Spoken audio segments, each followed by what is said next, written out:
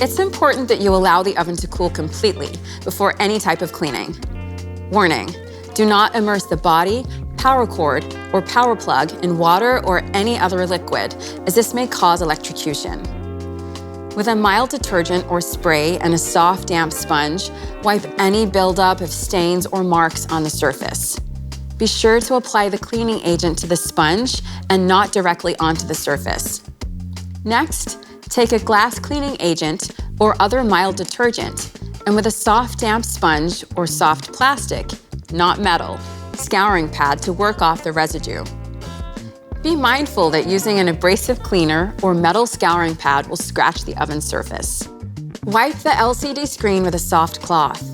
Again, apply the cleaning agent to the cloth and not directly on the LCD screen. Let all of the surfaces dry thoroughly before you plug in and turn on your Joule oven.